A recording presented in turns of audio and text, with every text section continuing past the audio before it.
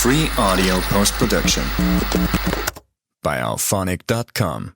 I have to say, I have never met a Jeopardy champion before.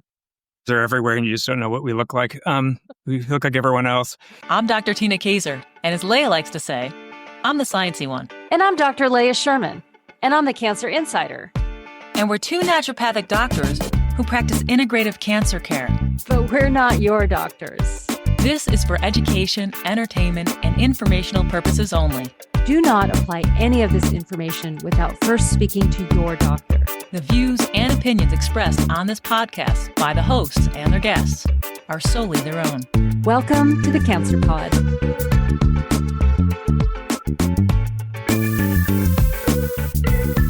What does it look like to face cancer with both humor and wisdom? How do you turn a devastating diagnosis into a story that inspires others? Jeff Stewart was a Jeopardy champion, winning the college championship in 1994 and later placing as runner-up in the Tournament of Champions. He was also a husband, father of 7, an author, and a molecular biologist whose work ranged from uncovering causes of systemic autoimmune disease to developing an equation widely used in biotech. He also co-authored a paper on adapting BiPAP machines as ventilators during COVID. In 2022, Jeff was diagnosed with synchronous kidney and stomach cancers. He then wrote his first book, which he dedicated to his children, Living: Inspiration from a Father with Cancer, a memoir full of honesty, insight, and humor. Since we recorded this conversation back in June 2025, Jeff has passed away, but his words and perspective remain with us. He reached out to me this past spring to be a guest on the Cancer Pod because he was really excited about the release of his second book, a young adult fantasy novel called Angel Chloe and the Wall of Stone and Bone, which will be released next week on Halloween. I'm honored to share my conversation with him here on the Cancer Pod. And if you'd like to honor Jeff's legacy, I encourage you to check out both of his books. And now, my conversation with Jeff Stewart. Thank you so much for having me, Leah. It's a pleasure. It is such a pleasure meeting you. I could have gone on with all of your accomplishments because there were many more, and I tried to just kind of keep with the major points. I have to say, I have never met a Jeopardy champion before. They're everywhere and you just don't know what we look like. We look like everyone else. Yeah, being on Jeopardy was a real boon to me because I had 2 kids and a car that was totaled. And so getting on was something that really meant a lot to us just financially to be able to survive what became my first year in grad school. But, I won the college tournaments now more than 30 years ago and got second in the Tournament of Champions. That was just such a blessing. It was exciting to see what it was like to be famous in a weird little way. Where you get recognized everywhere. And it was fun when that stopped too. It was it does feel a little uncomfortable, basically being on display everywhere in public, which probably wouldn't happen to most Jeopardy players today. But back then, before wide use of the internet as entertainment, it was the show, that and Wheel of Fortune. And if you played there for a while, and I was on 9 times, you get noticed and you get remembered. And how long did that truck last? The truck, the vehicle. So we got the truck because it was more expensive, but then swapped down to a different vehicle that was more reasonable for us. And that lasted about, I think it was about 4 or 5 months until it got totaled. I won't say who did it. And then we had the Jeopardy insurance car after that. Okay, then. I was hoping to hear some story about that just kind of took us through the years. But okay, that wasn't in your book. That wasn't in my book. I'm trying to protect the guilty on that one. But it was the only new car I've ever owned. I'm cheap, so I prefer to buy cars cheaply. And that was the only new car we had. It was nice, though. It was nice to have one. Came at a good time. Before we started recording, I was talking to you about my thoughts on the book, and I really, really enjoyed reading it. I was reading your inspirations because there are 100 inspirations kind of throughout the book. And these are all, the book was written for your children. It was. But the inspirations apply to all of us. I mean, they really do. And so I would come across one and I would just start reading it to my husband. And we would just look at each other like, yeah, like There was so much in there that I think that everyone could appreciate and find useful in their life.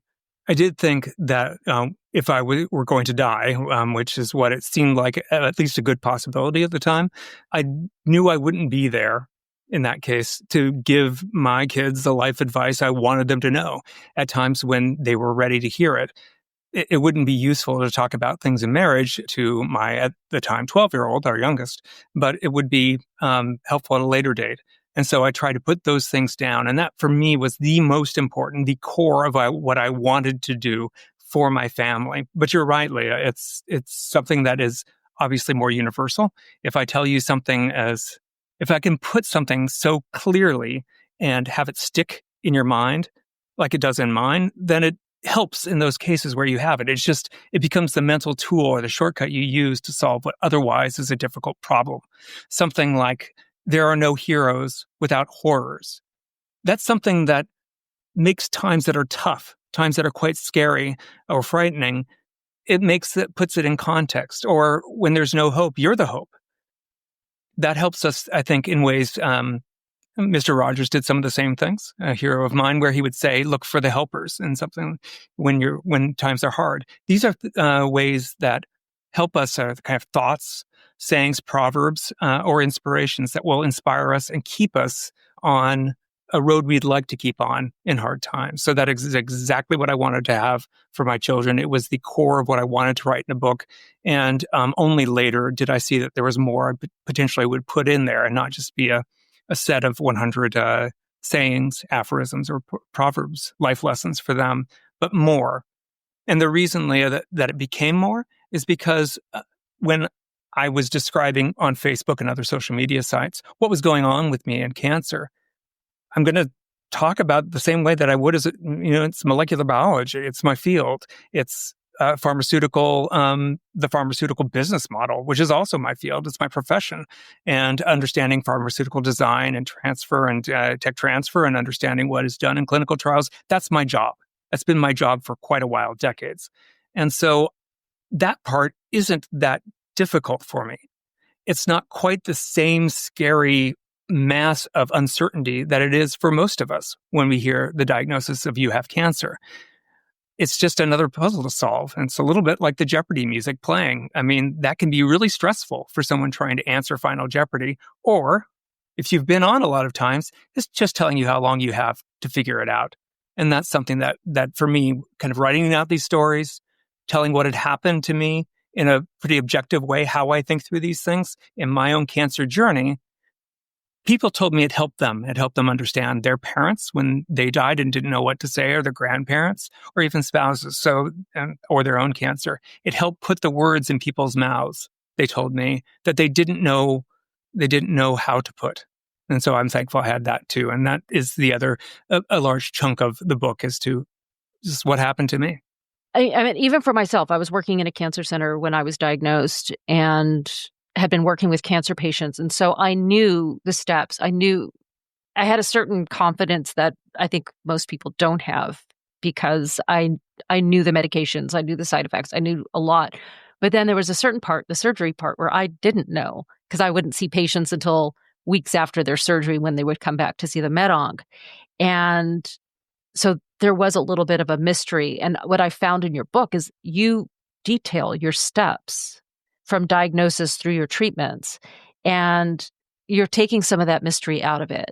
And I think that takes some of the fear out of it as well, by knowing what you're going to be facing.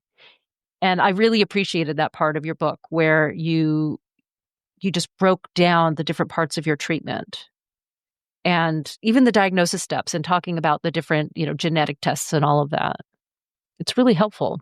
It's such I'm sure you experience this too. It's just such a whirlwind of not just terms that we're unfamiliar with unless we work deeply in the field. And even then we may not know, but it's hard to tell what really matters.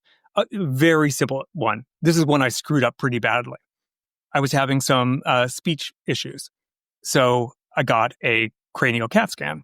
And I was sitting at Applebee's or something like that with my wife when I got the note that my chart was available. I opened it up and looked at the first line, which was indication. Indication line says, metastatic brain cancer. Not good. So I'm like, oh, Jen, I'm so sorry. We just wait 30 seconds. I scrolled down. The indication line does not mean this is the indication of the drug you're looking for. Not on a CT scan, not in a PET scan. It tells you what they're worried about, Right. not what you have. I didn't know that. It's a word in English. I know very well what indication means, but I was wrong. But by the very end, it says impression, and impression is the answer. Indication, the question, impression is the answer.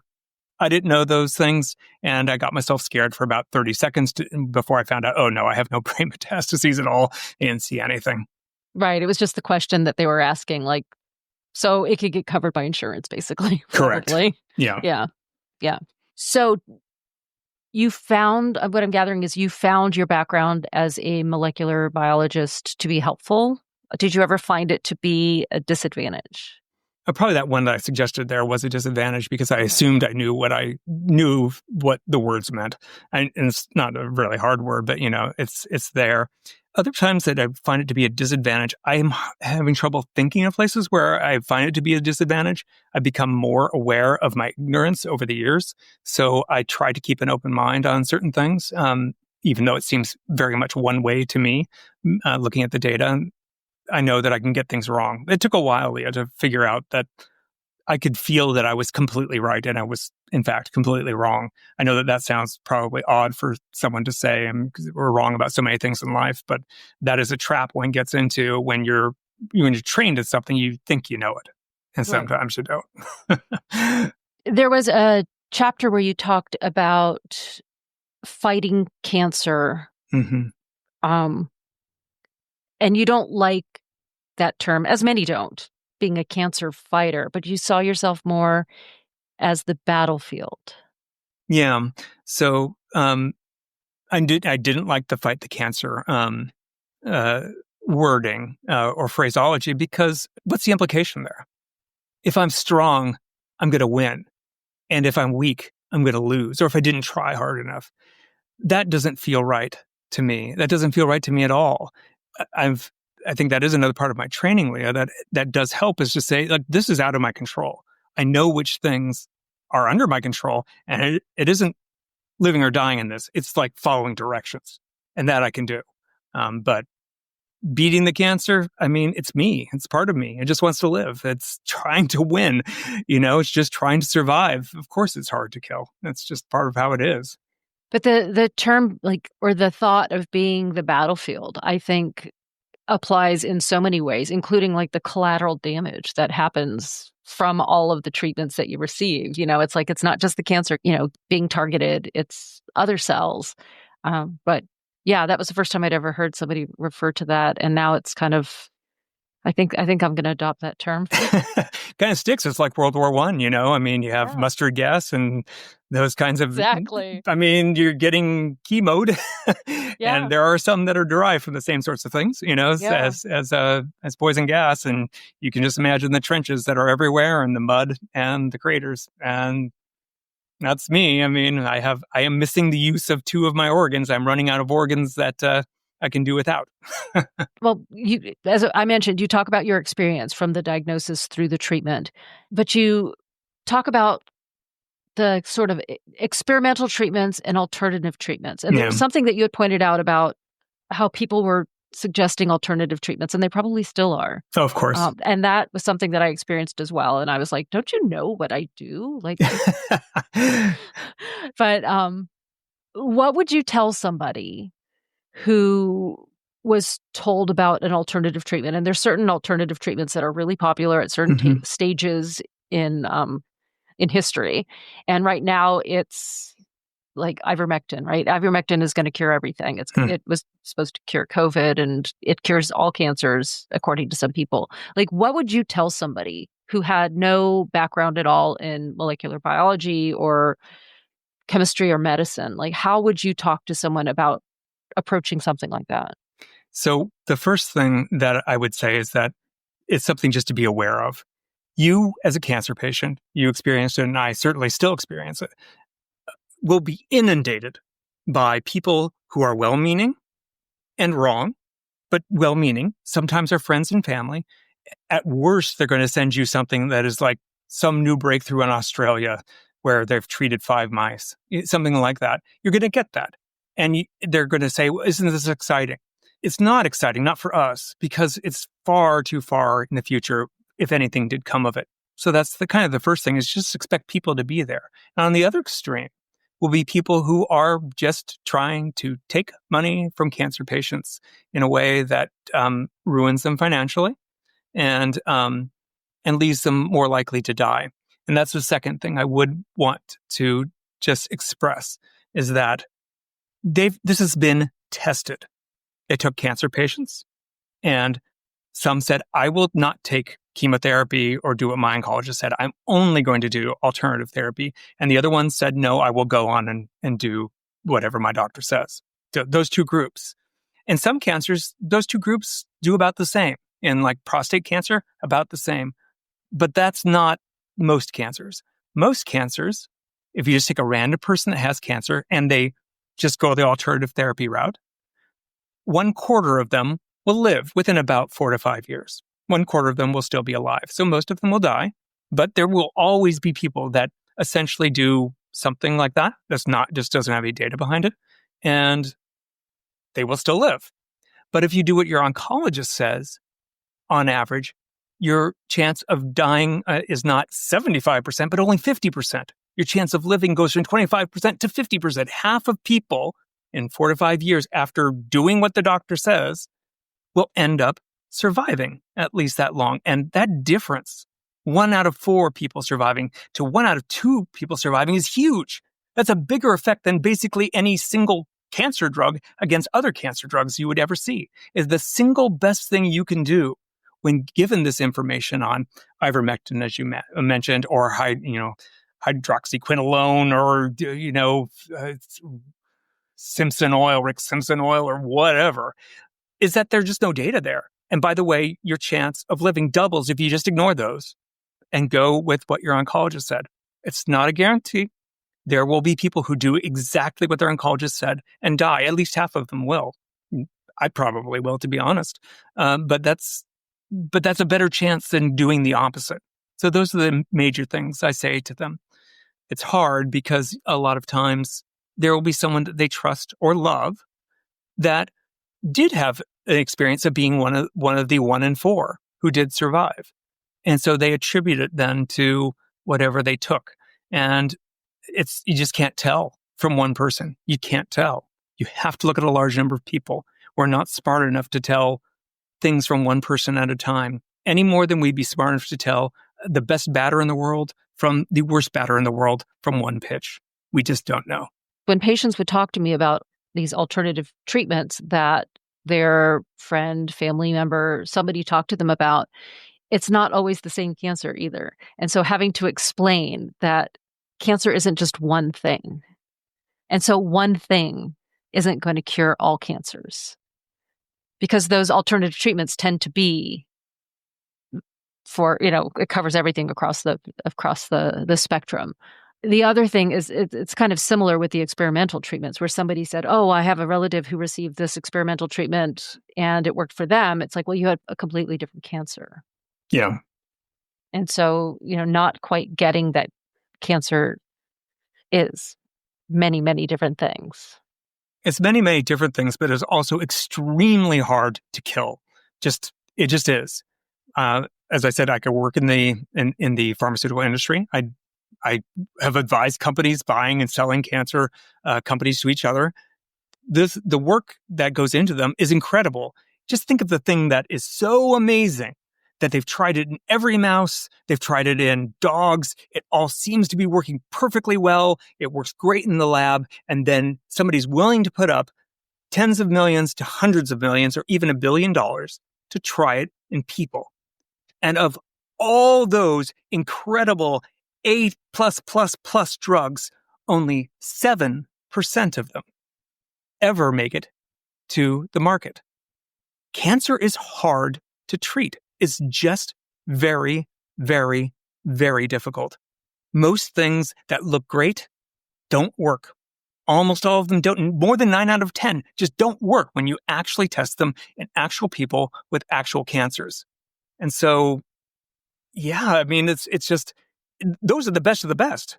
Those are the smartest people in the world trying to solve the biggest trouble in the world. I mean, how likely is it that soursop tea, that they missed that one? And the answer is not at all likely. It just isn't.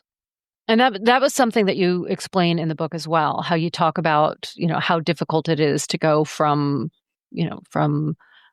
in vitro to mouse to human. Like that whole process was really well explained in the book. And I think that is something that people just don't think about, because you see a study and it says that a certain substance has been shown to kill cancer cells. Yeah. It's like a lot of things kill cancer cells. Blowtorch kills cancer cells. Try it.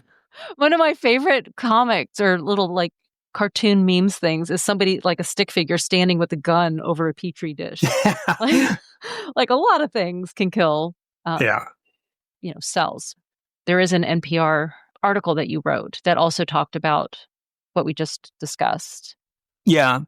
If you have cancer and you take nothing away from this, if you don't get Living Inspiration from a Father of Cancer by Jeff Stewart, fine. But there is one thing, if you looked it up today, right now, you will get the chapter of the book for free from, if you type in my name, Jeff Stewart, Jeff Stewart, Stewart, and the word cancer and NPR, you will find one of the chapters. And it is that chapter that will materially help you.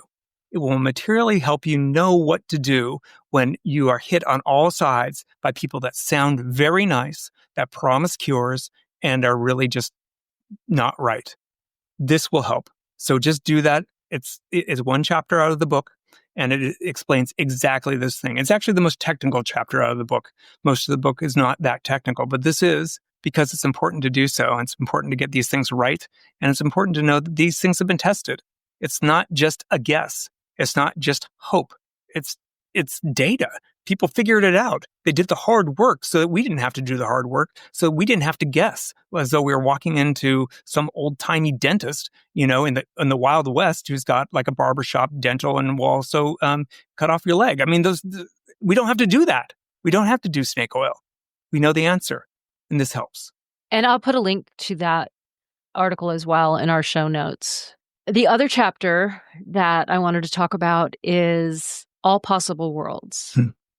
And you start off by talking about, I don't remember how you said it, about the other dimensions or something about that. There's multiple dimensions happening. Is that how you said it? But I completely resonated with that. When I read that, I was like, oh, somebody else believes that too. So that part I thought was, that was very personal to me. And then you get very personal. Yeah. Where you talk about your regrets. Yeah. And it's so vulnerable because you have a certain tone throughout the whole book. And then all of a sudden you talk about things that you do regret. Yeah. I found it very powerful. I found it very, it's beyond honest. Because there are so many things that I was reading and I was like, I start springing things up in my life where I'm like, I don't know if I could ever admit that in a book.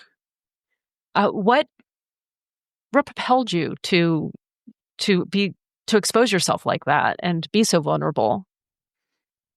I haven't really thought through that, to be honest, just thinking through all the things that I did regret. I do want, I do hope I've learned from this life and do better in whatever future I have, if there is a future. So that's part of it. Is part of the growing up, is to see those things I did wrong. But it also, I think, puts in perspective some of the things that I did right. It makes it kind of easy in a way, Leah, to think, why is this happening to me? I have 7 kids. I only found out because I was trying to donate my kidney that I had cancer in the first place. Why is this happening to me? I very likely would be dead already if it had not been for getting that CT scan about whatever it was 3 years ago now, this month. Why me? But the answer isn't that. It's more, why not me? Other people have much, much, much harder lives. My life has been blessed. Yeah, to put in some of the things that are deep regrets, I think also, at least for my kids, will help them see me not as a complete marble statue on a pedestal or something like that. Hopefully, then they can put their own shortcomings and errors in a way that doesn't make them feel bad. Part of what I and this is only tangentially related, but part of what I really hope for my kids is that none of them think, if I had just prayed more, Dad would be alive. That I do not want them to have. So I do try to kind of put, here are the good and here are the bad things. And if you really think of me as a saint and not a human, it's probably harder. And so those are all kind of wrapped up in it a little bit, Leah. You mentioned blessing, and that in the book, you say that you see cancer as a blessing. Yeah. And I have heard that from patients. And I think from reading the book, I can understand you saying that, but can you explain more about Sure. that? Because for some of us, it's weird. Yeah. But there are people who truly believe that. And I would love to talk to you about. Sure. And I can't say I always think that, but give me a second. I'll see if I can find exactly where it is. Oh yeah, here it is. Okay. This cancer diagnosis has been a blessing. I'm so glad I got the diagnosis. The diagnosis may have saved my life. The greater blessing is if I die. If I die, the diagnosis gave me time. The diagnosis gave me the will to act. I've been blessed with time to prepare my family, to prepare myself. I've blessed with the time and will to write this. That's not where the blessings end. The greatest blessing is not just my early diagnosis. The greatest blessing has been the cancer itself. I'm glad I got cancer, all things considered. I've been gifted the opportunity to share my cancer experience with others. They're reaching out. What a blessing it is to hold another's horrors for them. Quote, I have told this to nobody but my priest and my wife. What a blessing it is to hear, this helped me understand what my mother went through. What a blessing it is to calm the fear of the unknown. What a blessing it is to sit with someone going through the worst thing in their life. Cancer is frightening, confusing, overwhelming.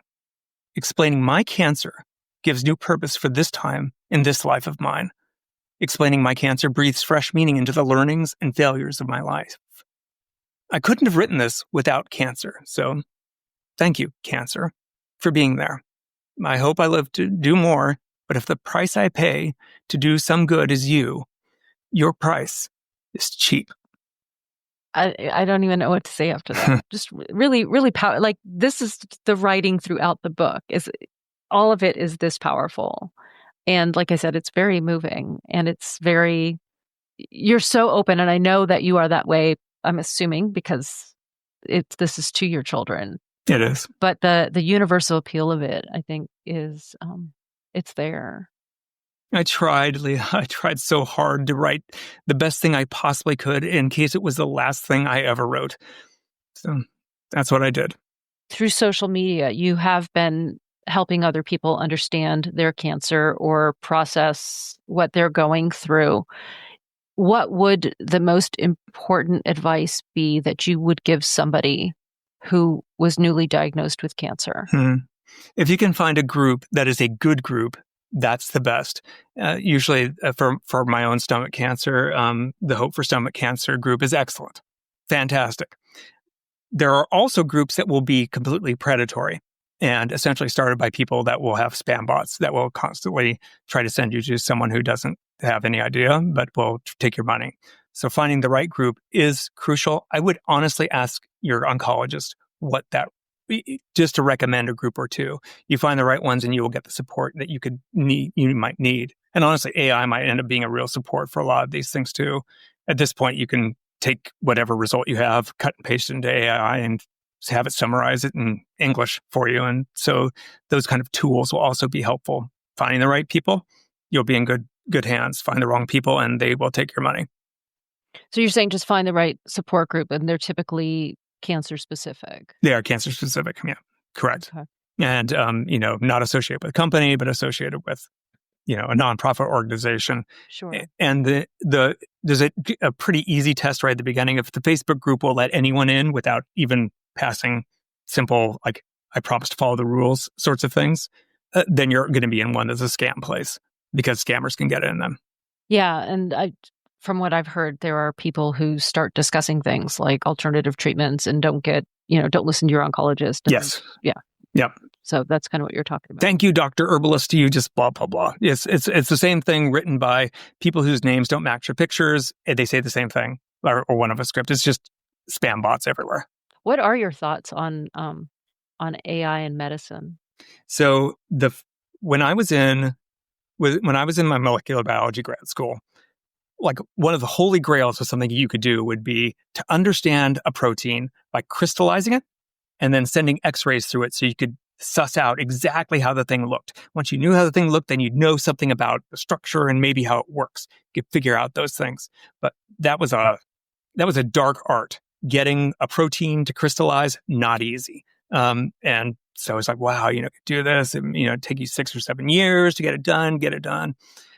Recently, AI has solved basically every structure problem. When people knew what the crystals were and they knew what the structure is, AI figured them out fast.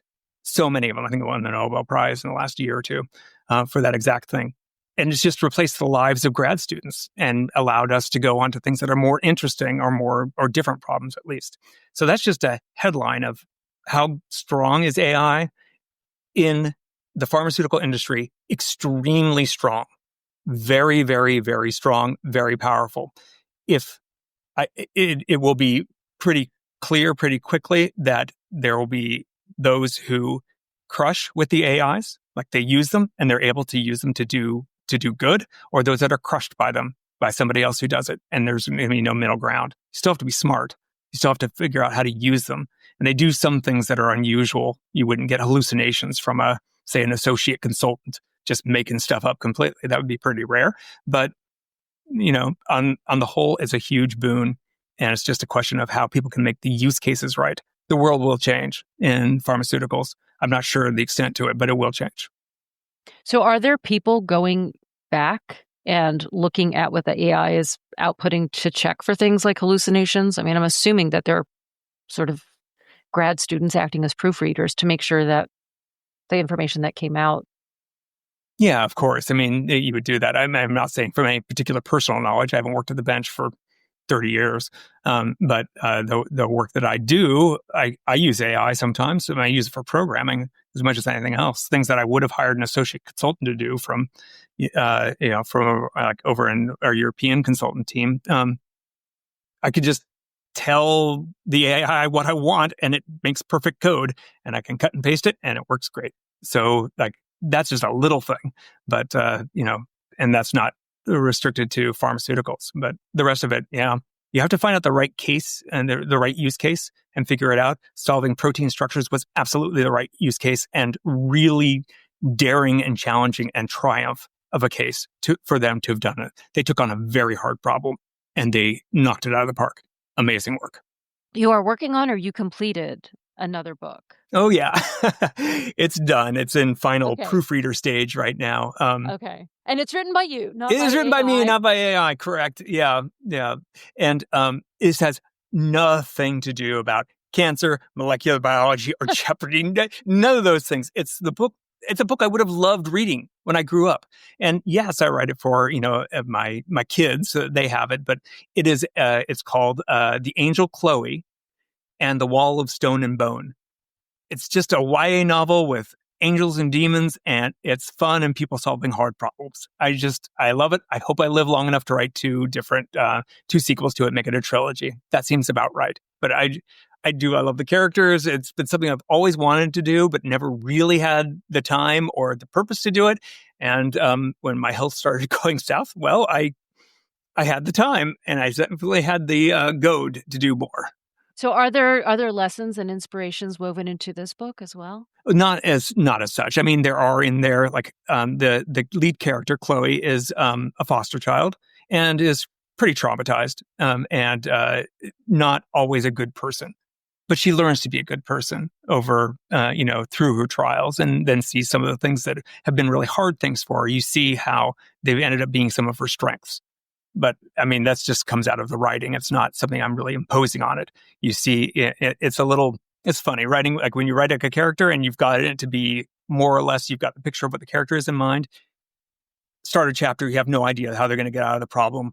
They get out of the problem and it reveals more about their character. It's like acting, I guess. It's a different experience. And I do love writing. I love writing so much. So I'm glad I got to be able to do this one. Hopefully I can write a couple more. Well, thank you very much for all of your wisdom. I really have enjoyed talking with you, both off and on camera. And I wish you the best, especially with the release of your new book, which is going to be Halloween. Halloween. And it'll be half price for one day on Halloween. Half price Halloween. So if you are going to get the book, The Angel Chloe and the Wall of Stone and Bone, do it on Halloween. And it's young adult. Young adult. It fits into the category of young adult fantasy or young adult paranormal angels and demons sort of thing. So if you have somebody who likes angels, they kind of interested in kind of angel demon sort of thing, or they just like to see a lot of cool fights with demons, this is the book for you. It is a page turner. They'll love it. Okay, great. Will there be a link that I can put up as well for that in the show notes, or? I can put a link up to the Kickstarter, but that's only for a month for to hire the audiobook talent. It's not a good one for me to do as an audiobook, but it is for actually a lady whose husband just died of stomach cancer about 6 weeks ago, I believe. So she's the narrator of the book. It's to pay her. That's all I have right now. We don't have a pre-order link set up. We certainly don't have the book online yet. So I can't yet. I can do it in a future date. But if you just look up The Angel Chloe and the Wall of Stone and Bone anywhere close to Halloween of 2025, you will find it. Okay, great. Well, thanks again for coming on. Thank you so much for having me. It was a pleasure. December 6th, 2022. You're going to fight that cancer. No, I'm really not. I get unreasonably irritated when I hear that I'm going to fight that cancer. What's my weapon? Harsh language? What good would fighting, whatever that means, do? I'm not going to fight cancer. I'm not going to beat cancer. I'm not going to lose my battle with cancer either. I don't even think my good attitude or bad attitude is going to do much of much, at least so far as fighting cancer goes. The actual cancer fight looks like this. Oxaliplatin, a chemotherapy, is spot welding my DNA, so the replicating DNA strands snarl in a tangled mess, and poison whatever DNA manages to copy itself despite the oxaliplatin welding. My immune system is hunting down stray cancer cells that survive the war chemo is waging on my DNA. In 3 months, chest radiation will blow double-stranded breaks in my DNA, mortal molecular wounds. If the actual fighters kill every last cancer cell, then I live. If even one cancer cell lives, I die. I'm not the fighter. I'm the battlefield.